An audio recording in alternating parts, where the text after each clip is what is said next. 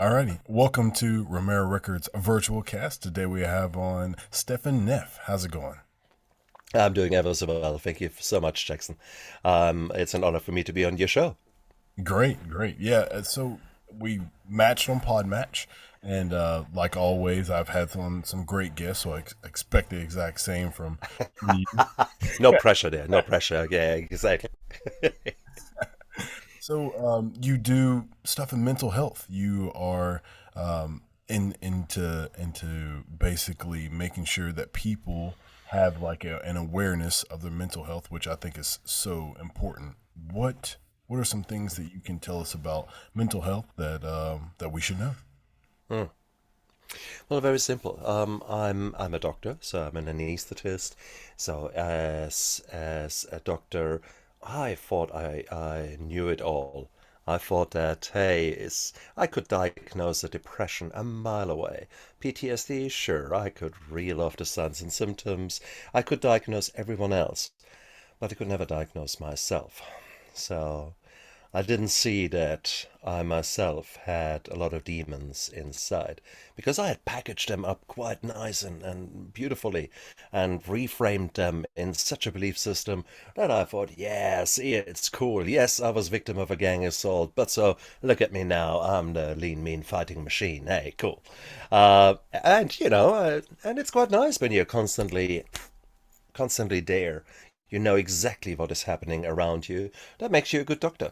And I excelled in those aspects of, for example, trauma care, where you have to be fully switched on. And yeah, I excelled in that. I thrived in that environment, not realizing that really it had just allowed me to be busy and to not think about my own trauma, think about my own burdens, think about my own things. And so, yeah, the years went by. Life got more interesting, shall I say, challenging, new traumas, new challenges, and I just had never learned how to deal with it. But I had learned that I can relax when I have two glasses of wine. And that's beautiful. Oh, God. It came with a sound effect. So after the second glass of wine, it was, that was the sound effect.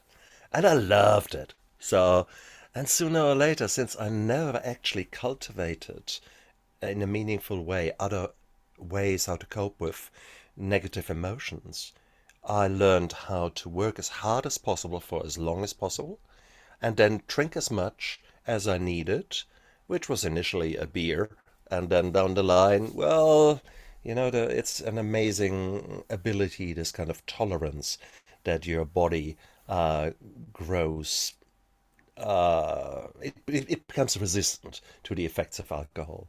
So you will ever, forever chase your first high because that beautiful dopamine rush, that beautiful feeling of love and of warmth, of transcending you into this state that you had never experienced is just beautiful. But it's getting harder and harder down the line. And whilst at the same time, shit is being heaped on your plate. And yeah, hard times. And it's just we all go through it. There's grief, parents die, or in my case, rot away slowly from cancer. And there are idiots at work. There are some very narcissistic, bullying kind of environments, toxic environments, where you can't do much about, and you either survive and or not. In my case, and so on. So my reliance on alcohol became stronger and stronger. Um, and whilst I could see the depression and the PTSD in everyone else, I couldn't see it in myself. And unfortunately, you can play that game only for such a long time before things turn quickly to custard. Some of us, we end up in front of a judge because of DUIs or things like that. Some of us end in a grave, and some of us end up in rehab, and that is where I ended up. So I tried for about 25 years to seek the truth at the bottom of a barrel, or in my case, at the end of a vodka bottle. And needless to say, there's nothing written down there. I've checked. I've checked so many bottles. Guys, you don't need to do the same as I do. Um, so I ended up basically finally accepting the love of my wife, who one day said, "Enough is enough, Stefan. I have admitted you behind your back into the rehab hospital. You will start this Friday. You have no choice. Otherwise, we divorce you now. End of the story. The kids and I go." But she said it not in a typical kind of vicious way, which would have rubbed me up the wrong way immediately. She said it with a love that was beautiful, and she completely disarmed me with her love. And I then accepted that I was sick and tired of being sick and tired. So that was 8 years ago. I ended up in rehab, and it was the best holiday I could have ever bought with any money in this world. 4 weeks of being taken out of your environment and allowed to be honest with yourself. Taking away the crutch of alcohol, taking away all the other addictions that maybe other people had. So, as an addict, we run away from our reality. We escape reality. That is what we do best, either with drugs, alcohol, with behaviors such as gambling, overeating, sex, porn, all those kind of things. We just try to forget. We try to get away from where we are.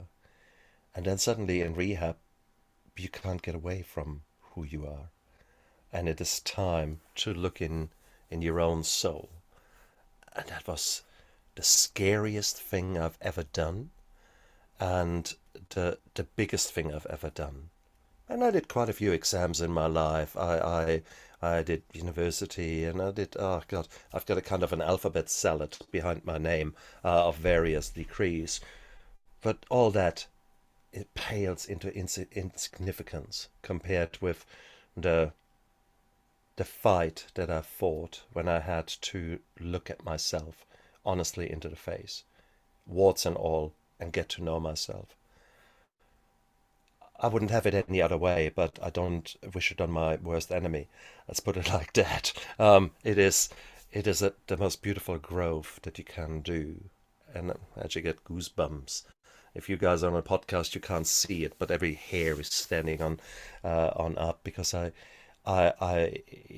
feel this magnitude of transformation that I was privileged to go through, and it's still ongoing. So it's not just, hey, great, I'm leaving after 28 days, I'm leaving the hospital. Hey, I'm cured, I can go out there.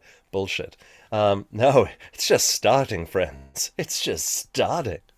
In fact, I mean, after 28 days, I thought, I mean, I worked, being Stefan, I worked around the clock on my recovery. So I threw myself into it. I was winning this game.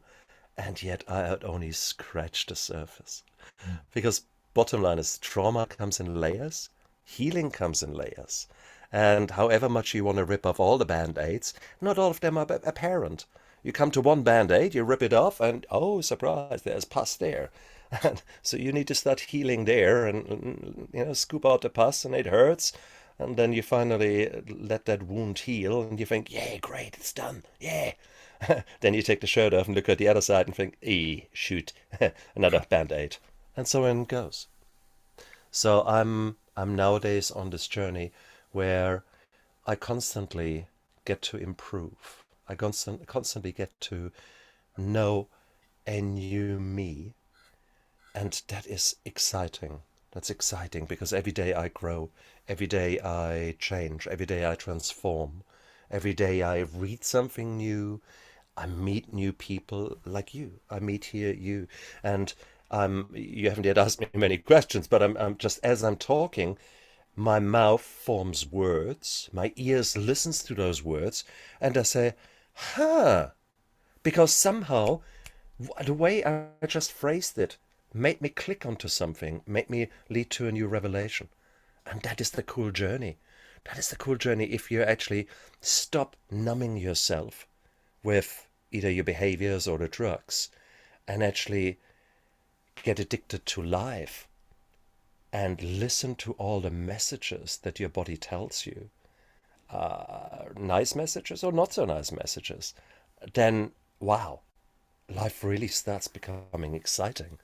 I mean, you switch off any television because it's boring, regardless of what is on there.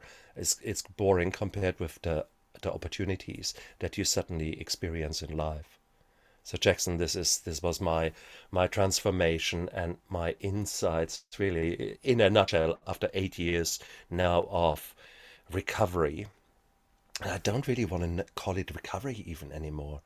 Yes, I'm an alcoholic in recovery, but what I'm far more so is a man who enjoys his life to the fullest, given all the circumstances.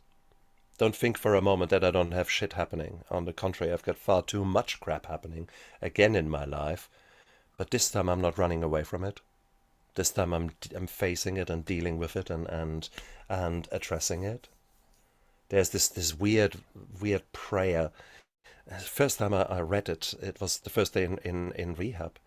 God grant me the serenity to accept the things that I cannot change, courage to change the things I can, and wisdom to know the difference. I read that and I thought, wow, how did they know that how I feel? How did they know what I need? Did they write that just for me? Mm. That was my half still hungover brain thought, oh, it's all for me, selfish as I was at the time. And I then realized this was a prayer that was for hundreds of years around. So here you go. But it is that power that I feel nowadays, that I have in my hands. I'm no longer the victim. I'm a man who is not just surviving, I'm actually thriving. Mm. There will be days that are two steps back. Okay, that's cool. But there are many days when there's constant progress. And that's beautiful. Absolute beautiful. Yeah, something that you said really sparked my interest that I never really thought about. And you were saying that you were going through recovery, and it's kind of weird that we call it recovery, right? Because it's recovery is when you get back to where you were, but you don't want to Oh, that's good. That's good. No, hell no. get into transformation, as you said. I guess we are recovering from a bad dream, maybe? Or we are recovering from a situation where we let core beliefs being warped or let us ourselves believe that we are worthless, hopeless, that we are helpless, and all those kind of deep seated things that then drive our emotions, and the emotions then drive our reactions more than actions often enough. So we are basically like Pavlov's dog. Someone rings a bell and we start drooling. Most of us live our lives like that. Those people who sort of awake from this slumber, they start to recover their innate ability to feel joy, their innate ability to have worth, to love yourself. Somehow, somewhere along the lines, we get that beaten out of us, Mm. and it's just awful. And you think, why? How? It's madness. Why should that? Why is a child happy playing? And what happens at which stage where Mm. suddenly everything changes? Is that the first trauma? Is that the first time mummy is not happy with you? I don't know. I actually don't have the answer for it. But accumulatively, at some stage, sooner or later, many of us, come to a point where we say, well, I don't fit in. I never fitted in when I was at school. Well, I guess that is a bit of a given. You try to find yourself, you have no idea who you are. And I have yet to find a teenager in this world who says, yeah, I'm I'm adjusted, I'm happy with where I am. No, no. We've got all kind of problems as a teenager, and that has to do with hormones and with all kind of things. And it is probably independent of any skin color, of any place in the world that you are. I think that's everywhere we see the same. Yeah. So, guys, it is a weird thing. At some stage, we lose our ability to be ourselves, to be the authentic us. So therefore, what I guess where I would say recovery, where I would bring that in, that is, we recover that ability to live a meaningful life.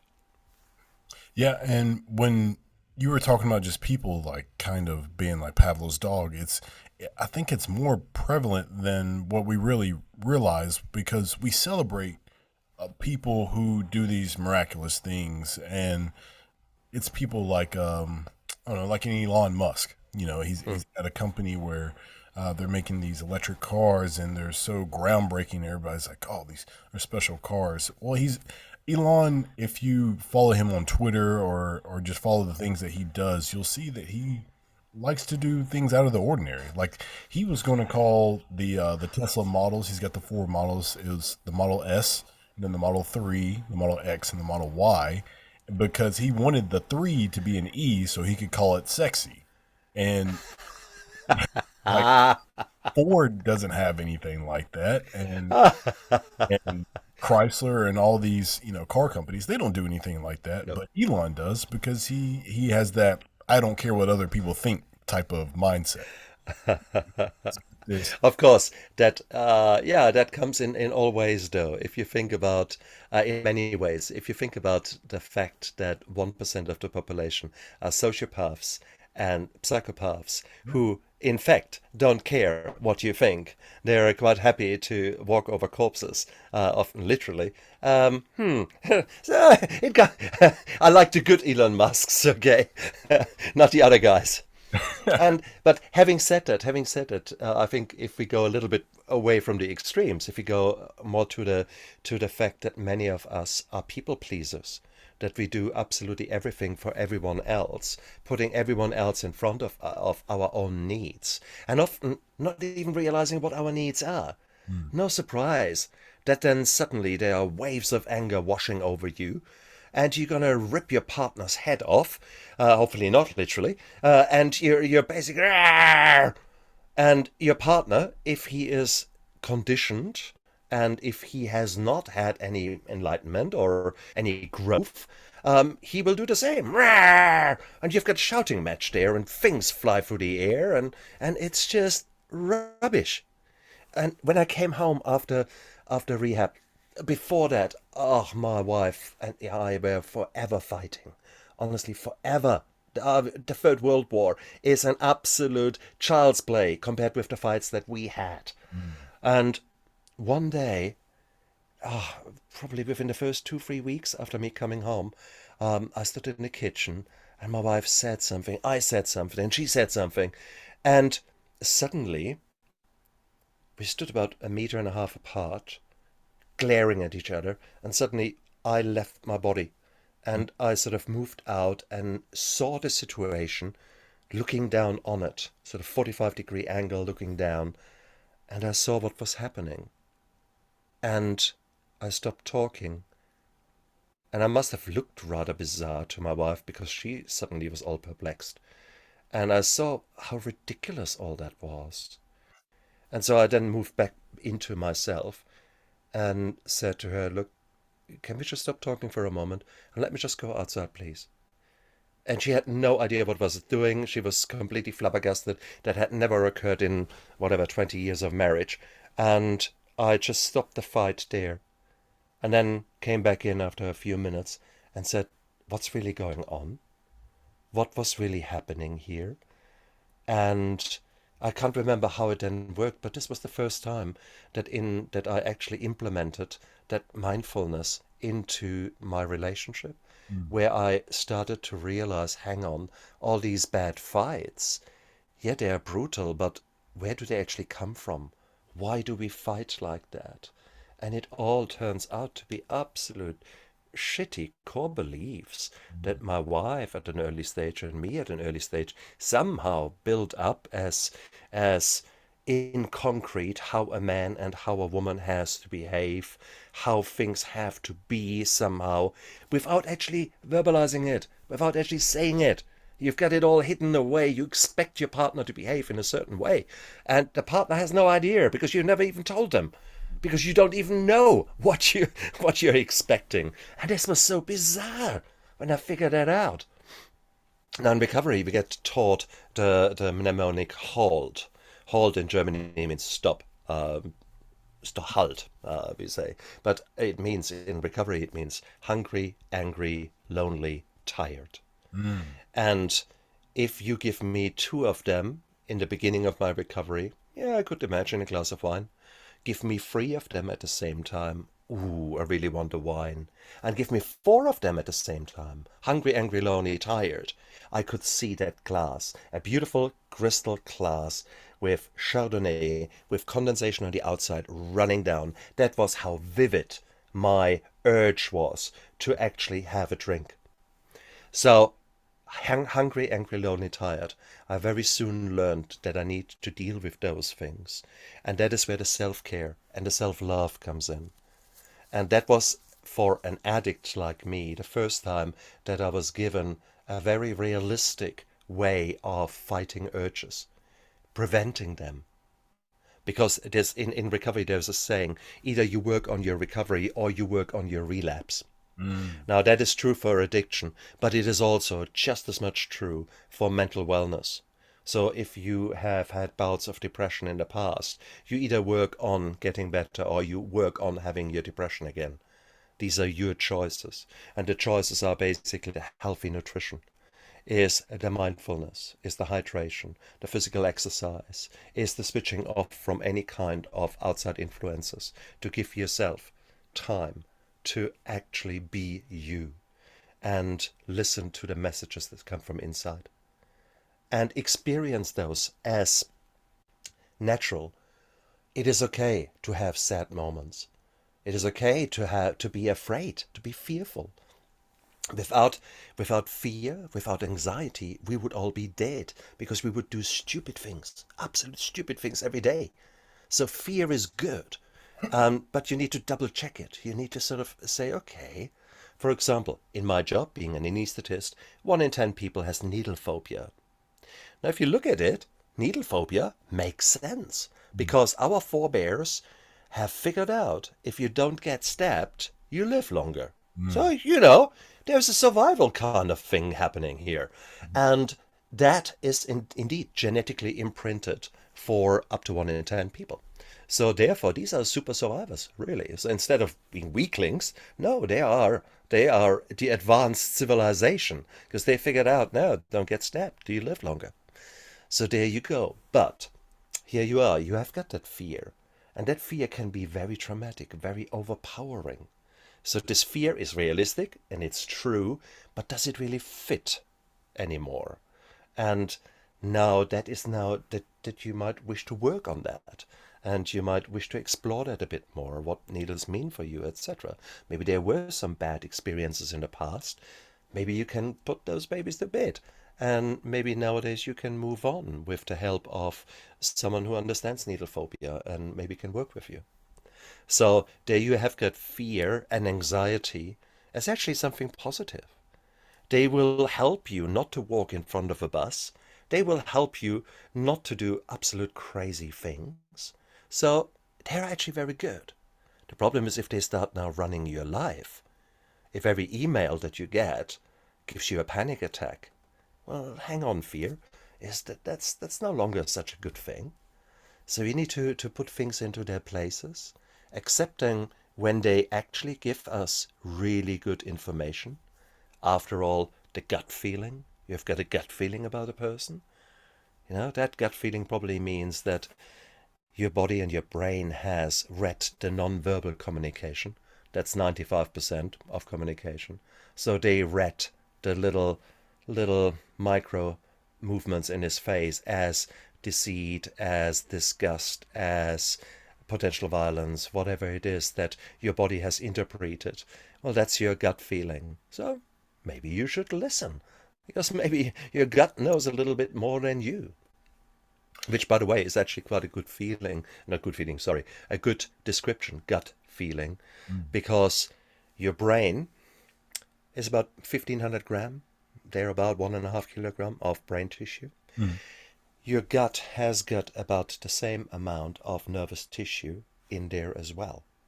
So there's as much brain nerve cells in your gut as there are up there. And you could figure out, well, why do you need so much brain cells down there? Or not, I shouldn't call them brain cells, nerve cells. Because they are actually another part of your nervous system that is of incredible importance. And that is designed there to assist you, to help you. And this nervous system tells you, actually, you know, you should maybe have a break. You should maybe get off the hamster wheel. Because, let me talk to you, because let me explain why. Unfortunately, it doesn't come out like that language. If the gut could really talk in our language, it would say, look, man, can you please stop drinking that shit? Can you stop burning the candle on both ends? And can you give yourself some rest and some sleep? Because I need that sleep to repair you. I need that sleep to create new foundations in your brain. Man, you're overdoing it. That's what your gut wants to say. What it really says is, and you don't understand it until you actually start to listen. Mm. And sooner or later, you start learning the language of your body.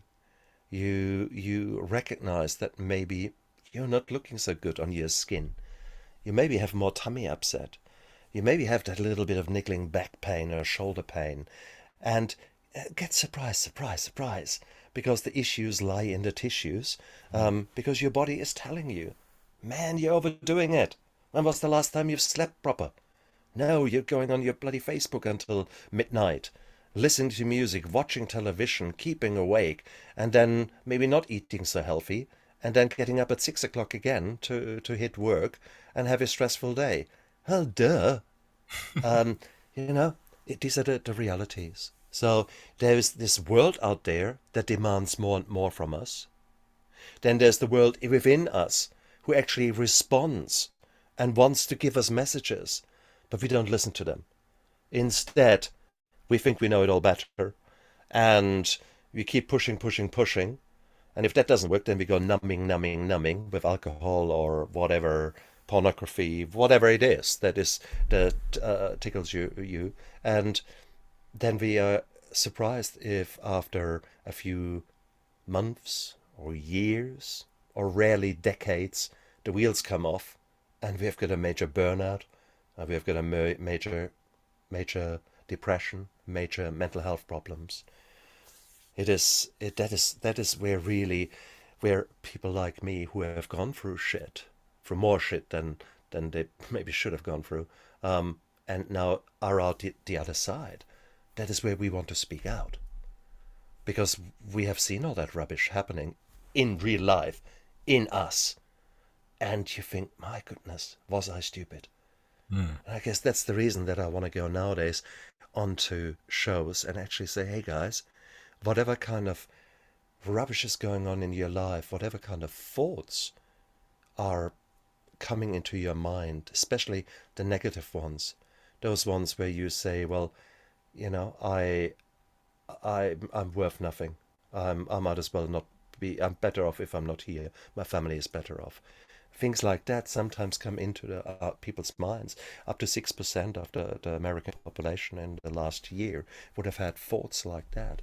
Um, and it has a lot to do with the way we don't show ourselves the respect that we want others to show us, but we don't even put the work in for ourselves. Yeah. We're not looking after ourselves. We are not giving us the love, the hug. The only thing that is warm and fuzzy is maybe a warmed up cheesecake that you're eating, rather than actually enjoying the sunset, making time for the sunset, or even better, the sunrise. Whoa, that was the last time you have seen a sunrise. Exactly. We are living such busy lives. You don't make time anymore Mm. for that. And I'm as guilty as charged. I'm a full-time anesthetist. I run a show. I've got 2 free books on the go. I'm a speaker. I'm as guilty as charged. But at least I'm no longer numbing myself. And whilst I've gone through now periods again of quite busyness, I recognize the messages from my body nowadays. I'm Mm. no longer numbing them. I'm actually saying, okay, body, Thank you, thank you. You're actually right. I've completely burned the candle again. And I promise now, no show for the next week or two. And I will actually do more exercise. This morning I went out and was in nature and had actually a purposeful time out between recording shows. And that's something new. I have not put that in. So I'm reminding myself that these micro habits are so beautiful Mm. and so important. The hold in the as the mnemonic, if you keep working on that and think, well, okay, what does my body really need? It needs sleep. Okay, so how do I go about that? I think that is the beautiful, beautiful way of living a full life that so many of us have either never learned or have forgotten how to live. And that's where demystifying mental health and demystifying addiction comes in, where you say, okay, so what are real messages? What is bullshit that core beliefs tell you? Um, what is actually happening around you? Maybe all your anger and resentment actually is very justified Yeah. because your country has just been invaded. Oh, surprised that you're angry. Okay, hang on. So let's not be silly here. There's sometimes there's a lot of work that can be done in you, and sometimes you just have to roll with the punches from what is happening around you. So let's not get holier than a pope and blame us for everything that happens in us and around us. But at the same token, we are not only the victims. We are we have the privilege of ownership. We own our way, how we react to things out there, and we own us. We, we, you have the right to love yourself, but you need to actually show yourself the love. It's as if you were to go out within a relationship and say, "Honey, I love you," and then do completely different things and date someone else. But honey, I love you, and then do something completely different that doesn't show love, but rather shows that you don't give a damn. Mm. Well, that relationship won't last. But it's the same relationship that you have got with yourself, with your soul. Honey, I love you, and that's about as far as your self love and self care goes. Actually, put your money where your mouth is. Buy Mm. yourself some roses, okay? And actually treat your body and your mind and your soul how it deserves to be treated, as that beautiful, beautiful thing that allows you to go to magical levels if you allow it to. But it equally can destroy you if you keep beating it up. And it is, no, it won't like it. And it will let you know. It gives you subtle messages. If you don't listen to them, it gives you stronger messages until you listen. So that is, I think, the key message. But the key message is also the past does not equal the future. Mm. Whatever you guys have done in the past, however you have lived, up until this moment in time when you listen to this podcast, that doesn't really matter. Mm. Yes, it might have influenced you. It might have brought you to this point. There might have been shame and guilt there, or not. There might have been also joy there that you've forgotten. There might have been love there that you never experienced, but that you now can focus upon and maybe can figure out how can I create this love that I yearn for. What would an ideal relationship be? And then maybe once you have figured it out, you start with a dream. I want someone who loves me. Then you create a vision out of it. So be very exact. What does love for you mean in a relationship? Figure that out. Write it down in all its minute details. And then go out there, and if you're in a relationship, why don't you start implementing those things? Step by step by step. Every day, little steps. Can you imagine that you have turned your dream into a vision and now you're turning it into a mission? And can you imagine that now that you're focused and put all your energy into your relationship and creating the love that you think you want to create, what do you think your relationship would look like in a month's time or 6 months' time, maybe a year's time? There's so much to people just understanding themselves. I mean, the brain. I always think of like you are your brain. Like you are the thoughts and the consciousness, and your body is just the vehicle that gets you to where you want to go. And somebody, I saw some quote somewhere that said, if you only had one car for your entire life, you'd take really good care of it. If if that's all you had was one car, so you have one body, so why wouldn't you take care of it the way that you need to take care of it? And I've got a book called My Steps to Sobriety. This is a podcast, so I'm holding the book up here as we speak, so you guys are deprived of that. But imagine a really handsome, rugged fella and writing underneath there, My Steps to Sobriety. That's me. And in there, that's exactly that example that I use when it comes to treating ourselves with regards to the sports car and the way that we mistreat it and not treat it. You're quite right. So it is so important that we learn to listen to us. But just as much as I earlier on created that vision in your mind about your relationship, maybe you should apply the same principle to your relationship with yourself. mm, When was the last time you had a massage? When was the last time you have gone out on purpose onto some ground, some grass or some beach, took your shoes off and actually felt with your feet the ground underneath you? Listen to the cicadas or the birds or whatever is around you. Those kind of things. When was the last time you did that? And good on you if you say it this morning. And I do that every day. I send you a huge hug and say, well done. So now let's talk about hydration. How much water do you drink? What do you mean water? What's that? I drink coffee. Yeah, coffee and wine. Absolutely, yeah, right.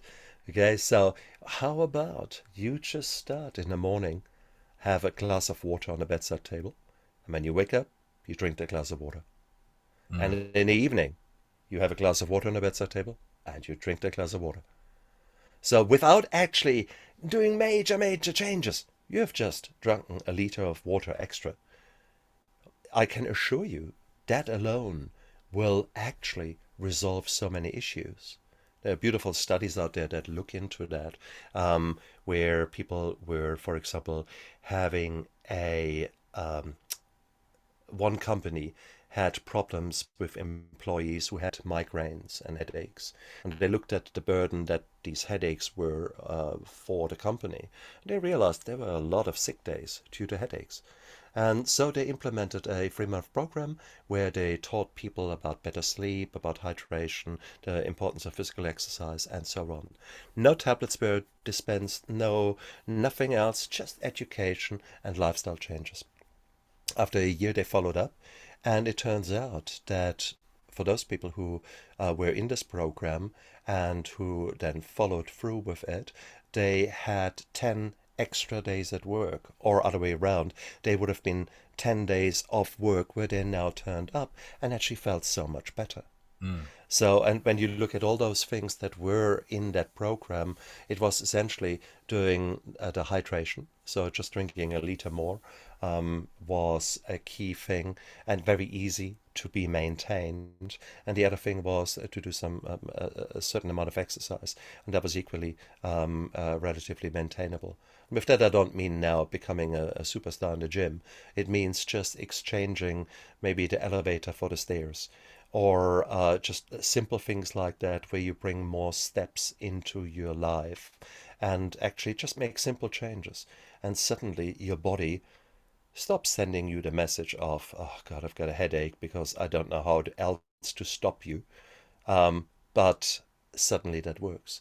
There was one study that's looked at headaches in adults. There's a similar study out there looking at headaches in youngsters or teenagers. Same results. It's the simple things where when we show ourselves the respect and love that we deserve, suddenly our body says thank you. And it says thank you by shutting up with the negative feelings, with the pain, with some of the things. Don't nail me now down and say, I've tried and I've got still my headache. You're lying to me. There is nothing 100%, okay, guys? But the studies are quite convincing out there. And certainly I know how I feel when I'm hydrated, and I know how I function and feel at work when I'm dehydrated. I get far more ratty, far more angry, far more hot-headed compared otherwise. I get a little bit more foggy.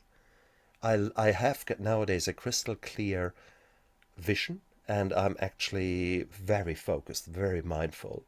That is when I'm in my best state. When I'm in my worst state, the run down, I'm foggy, and I hate it. It's just, oh, come on. The little mistakes that I normally never make. These are the little messages that I listen to nowadays. So yes, your body is ready to help you. Your body is ready to listen to you, what you give in, and respond to you in turn. So guys, it is uh, what I tell you here. That's not mumbo jumbo. That's not weird shit. That is a mixture of Western medicine, of Eastern medicine thrown in, and a bit of common sense thrown in. So, and I think that's how we should live our life. And for some of you, it might be that you need tablets to help you sleep. And then once your sleep patterns are maybe better, and once you have paid attention, you down the line can come off tablets, and you have got a much better sleep pattern because now your habits have changed. You might need some antidepressants for some months. And if you are on antidepressants and they suit you really well, then please don't go to the doctor, or worse, even just stop them because you can. Bullshit. Tablets can play such an important role. They can save your life. But equally, if we just actually start listening to our bodies and treating ourselves with the care that we deserve, suddenly some of these tablets are no longer necessary. And that is beautiful. There is so much that we can do. And again, I come in full circles here. Whilst the circumstances in which you live now and the reason that you seek uh, solace and help in this show is maybe your circumstances are bad. It is you are not a victim. Mm. You are at a moment you're accepting that this is the status quo, and it makes you feel all helpless and hopeless. And I'm here to tell you, no, these feelings will pass. Yes, I sound like a rock star out of the 80s. That's fine. But these feelings will pass, and these situations will pass. And you are not a victim, you are a survivor. And I want to plant a seed to let you grow yourself into a thriver. I want you to thrive. I want you to say, okay, all this shit is happening around me. Cool. What can I do something about? Good. One after the other, I work on that. Those things that I can't do anything about, okay. And but okay, what can I really do that in the long run I'm a happier and more fulfilled person? And that's really the journey that I'm on. But it started all in recovery. It started all in darkness. But yeah, the past does not equal the future. That's for sure for me. Something that you were saying is something that I see a lot of people do, whether it's fitness or if it's their diet or whatever. It's they try to take these big leaps instead of taking baby steps. It's like people don't believe in baby steps. They Oh want to no, they want no, to no, go no, from man. 0 to 100, and they forget about everything in between. And No, no. for what you did, going through your recovery, it's like th- th- those are the types of people who understand it the most, because you can't just cold turkey be an alcoholic and then just drop in like, oh, tomorrow I'm good. I'm done. It's not a thing. No. So people who went through like what you went through, you are Yeah, the prime example yeah, of how steps and learning, a process that's can correct. benefit you over just thinking that one day you're going to be doing it and the next day you're done. And that's the reason that all these New Year's resolutions, that there are so many jokes about them. Mm, Because you make all these resolutions and everything is hunky dory, and then 2 weeks later you're back in your same old trot, and all of them, yeah, forget about them. Instead, making one tiny change. For example, the glass of water on your bedside table. yeah. It's a tiny change, but Yeah. if you do that every day, And there's the principle of the 5 minute gardener. If you have a garden and you were to spend every day 5 minutes in the garden, and I forbid you to do any more than 5 minutes, but I also forbid you to do anything less than 5 minutes. So exactly 5 minutes, and do that every day.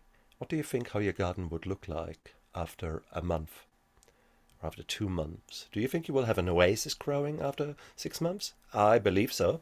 And it doesn't matter if you're living in a Chicago high rise or if you're living somewhere on a dirt patch somewhere in on the land. It doesn't matter. It is if you give 5 minutes of your time to something that matters, this thing will grow. Mm. And it is a garden, you can see it there and then, but the same will happen to your own feelings, to your feeling of self-worth. If you were every morning now to start taking the steps instead of taking the elevator, initially you would probably need another lung by the time you come to the third floor. Sooner or later, you're going up there and you're talking to a friend, and you suddenly are in the third floor, and you think, did I just walk that? Because you were so busy talking. And, there you go. That's what you would do in a gym. That's what you do everywhere else. But we somehow, when it comes to mental health, we want it now. Mm. And you just think, oh, come on, get real. But also, don't give up. Do those little steps. Do that conversation. And even if it's just 5 minutes with your wife, if you have moved apart, make 5 minutes to just talk shit, Mm. to just not ask about her work or my work or the kids or the money, but actually say, wow, it is, look at that sunset. Look at that rose. I love that rose. Or did you taste that strawberry? That was so beautiful, that strawberry. And suddenly you create a little positive something that feels nice. Mm. And the next day, maybe something else. And the next day, something else. These are the habits that I try to implement. Am I succeeding? Yeah. But am I coming off course often? Oh, shit, yeah. And now that I'm saying it with my relationship, indeed, I took my wife for granted for the last few weeks. We had a fantastic little holiday in January, and now it's March, and it's basically from now and then I see that there's some funny knickers lying around, some funny underwear, and I think, no, they're not mine. Oh yeah, I must be married. And that's the kind of relationship we are having at the moment because I'm so busy. Mm. Again, I have I'm failing to look after myself and I'm failing to look after our relationship. Yet I'm somehow expecting to be loved and to be respected and to have, all these beautiful things showered upon me. Yeah, okay. That is where ownership comes in. You can't expect everything from the people around you without giving. Yeah. And so, yes, I need to pull my socks up here. I need to get my shit together when it comes to my relationship. That's at the moment my weak spot. Um, my career, I'm doing well, and my all the other things that I'm doing, I'm actually doing very well. As anything creative, fantastic. I've done it, or I'm doing it. But looking after myself and after my relationship, nah, nah. So that's where you need time to readjust and learn and And listen.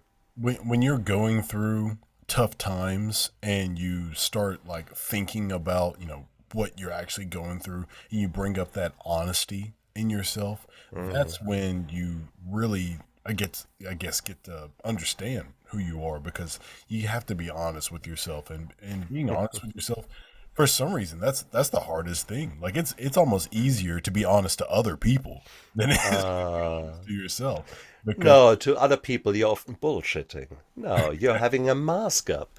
That is what you're doing often enough. The story that you tell, even if you tell it true and honestly, you will fudge it just a little bit so the truth doesn't hurt as much as maybe in truth it should, because you're just making it a little bit better.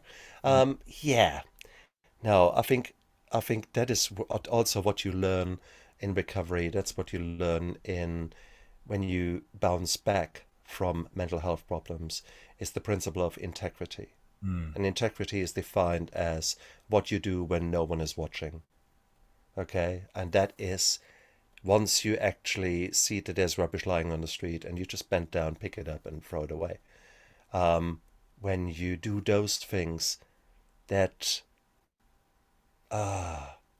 one of the earliest times was when I was driving back. I was the day before Christmas. I was driving, and this was in the South Island, in the South Hemisphere. So basically, a beautiful sunny day, and just straight road, and I could drive as fast as I could. And this road is renowned for driving fast. Okay, I was driving 140, and the speed limit was 100, and I had the feeling, oh, a mile away there is this spot. This could be a car. Okay, I better slow down. I had slowed down, but he still got me at 124, and lights went on. Woo, woo, woo. And so okay, and he turned around, I stopped, he stopped, and he already sort of gave me a stern look, gave me a lecture. And then he said, well, actually, was there a reason that you were driving so fast? And I could have said anything. Mm. I'm a doctor and I'm sorry, I really need to go to work, blah, blah, blah. I could have made up something. And I might have gotten away with it. Mm. On that day, I looked him in the eyes and actually said, no, there was no reason. I was speeding, and I'm very sorry for that, sir. And he was a bit taken back that I didn't even try to pull the wool over his eyes or so. And he said, "Okay, then I need to give you a ticket." And I said, "That's okay. I was speeding. This is my fault." And he wrote me a ticket, and it wasn't cheap, I'll tell you that. But I never forget that day because that is when I showed integrity. Yeah. That is when I showed uh, when I grew as a man. I grew balls on that day, and that was a beautiful thing, a beautiful feeling. And I will never forget that. This was such a beautiful feeling to take ownership of your own actions and not just blame others or weasel yourself out. No, sorry, sir. And that stands me very well. Nowadays, if I make a mistake, I'm the first one to admit it. And that is beautiful in my job. It makes me very honest, makes me a man who others look up to because I take it on the chin when I fuck up. And sooner or later I do. There are always mistakes we all make. And luckily, in my profession, we have safety nets in place. So if one of us slips up, then hopefully the safety nets can catch the patient before serious harm is done. But we still make mistakes. But I'm the very first one who says, I'm very sorry. That is what has occurred. It shouldn't have occurred. And this is what I'm doing to prevent it in the future happening again. With that attitude, it's beautiful. And patients often enough say, look, that's absolutely fine. You did a tremendous job. And whatever has happened has happened. And that's beautiful. Um, that's integrity.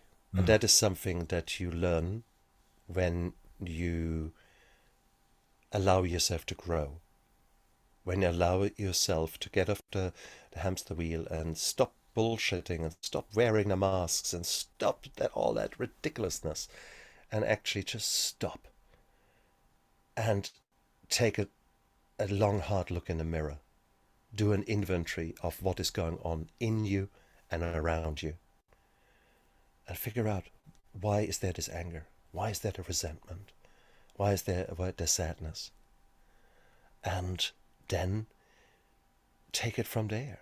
If there is sadness or anger, the first thing I suggest you do is go to your doctor, go to your family physician, your GP, because for all you know, your thyroid might be out of kilter, or there might be other things happening in your body that really causes mood changes.